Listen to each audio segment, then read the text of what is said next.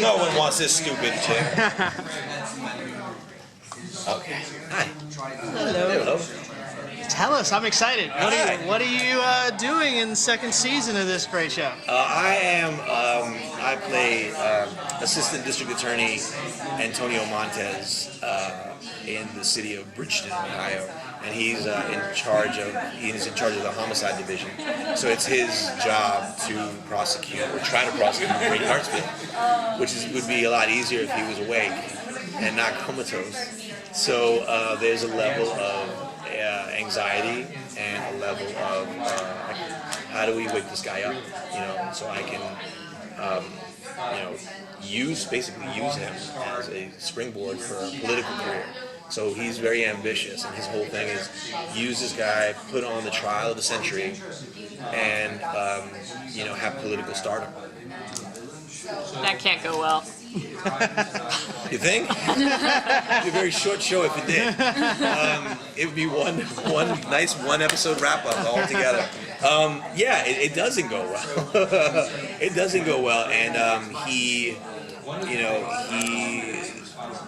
treads into waters that are murky legally, and being that he's an officer of the court, it's his job to sort of uphold the law, but because his ambition is so high, he's okay with bending the law if it helps him and his agenda, and he definitely has an agenda. His agenda is maybe congressman, maybe senator, maybe president. Like his whole thing is he has a singular vision, and he doesn't really let things get in the way. And he is an alpha. He's definitely aggressive and and has an agenda, and he's willing to do whatever he needs to do to finish and complete it. But it seems like, at least in the first season, the characters, we always get some of their backstory. So are we going to get kind of the insight into why he's this way?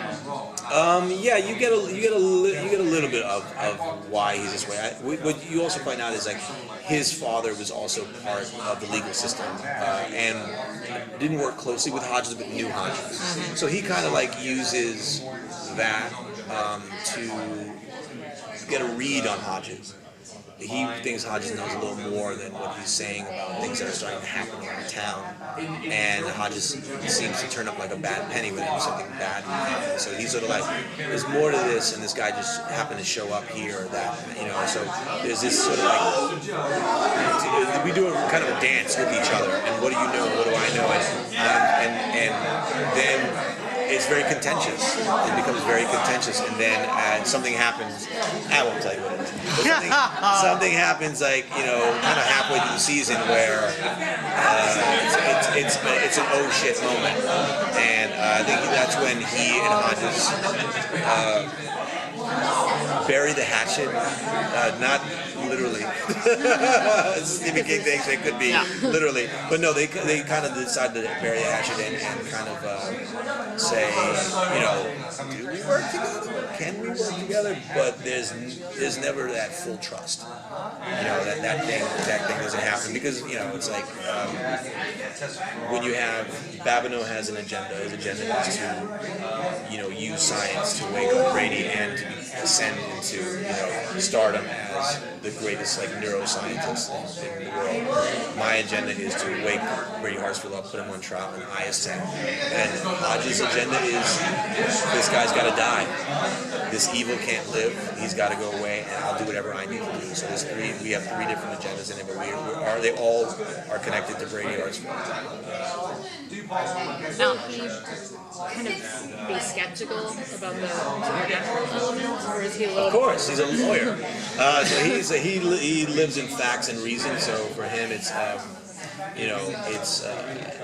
when it comes to the sort of the supernatural stuff, he's that's crazy. It's crazy. These things don't happen. And then he starts learning that these things start happening, and he can't wrap his mind around it. But the one thing he does trust in is that he doesn't know everything, and he'll let his fear part of his mind take over and be like, I don't understand that, but I'm scared to hell. It scares the hell out of me, and so I'm just gonna go along and try to fix it. So he'll do whatever he needs to do to fix it. And, starts getting pulled into it and believing that it happens. But yeah, he starts off very, very slow. Now, for putting together your character, were there any attorneys that you looked at to like kind of adapt their demeanor? You know what? Yes, not an attorney though. So my character is kind of fashioned in terms of like his brashness on Donald Trump. Wow. Yeah, so there's a level of sort of like saying the first thing that comes into your mind, whether people find it offensive or not. Or true. Yeah, or true. But in my case, it's like tapping into sort of like the popular sort of like, kill that fucking guy. That guy should just be fucking killed. Like, so I tap into that first irrational, quick thing that someone says. My character tends to do that. He then becomes a little more thoughtful, but he definitely taps into like I say and I do the things that people want to hear. The knee-jerk reaction. I'm that guy. So it was kind of like that flavor to him. I added that flavor to him. He was just like sort of like can go off the handle very easily. Talks very like kind of crazy sometimes. So yeah, it was basically it was kind of that bit and kind of like the showmanship of like of Johnny Cochran. Like when he's in court, it's a smoother kind of thing, and like he's the guy who knows everything, and he treats it that way. So I think it was like a Trump and Johnny Cochran match. This is a terrible interview. Let's just start it. So, what's the most when you watched? I'm assuming you watched season 1. What was the biggest thing that you got from season 1 that got you excited about season 2? That they were willing to go there. I mean, season 1 was dark and twisted, and stuff with Kelly Lynch and Harry was just like really like crazy. I know my agent watched it and he was like, "You've got to watch this damn show. It's crazy." And then I watched it and I was like, what the hell is this? And it was just, it definitely went there. So it was nice to know, like, okay, if they're willing to do that, they're willing to go further. And that's pretty far. So they're willing to go further. So it's nice being part of a show where there isn't any fear. And then like Stephen King, there's a scene, I'm not giving anything away. There's a scene that happens where it's pretty gory. And they showed a cut of it to Stephen King, and Stephen King was like, "Damn, can it be longer?" And they were like, "Well, not censors, what's it called? The board of, I guess, censors." But we're like, "Well, it can only be 45 seconds." He's like, "All right, can it just be 45 seconds then?" And they were like, "Well, it can't be 45 seconds straight." He's like, "Well, can you cut?" And they were like, "Yes, Steve, we're gonna make sure." It was like, so they're willing to go that far and show things that are just like kind of gruesome and odd and dark and weird. And it's nice to be a part of that, like to see something like that, because I think honestly, like there isn't. TV and media is just flooded with so much content, and it's like a true original. This show, it's kind of an oddball that it's a lot. It's a few different genres. It's a Stephen King detective novel.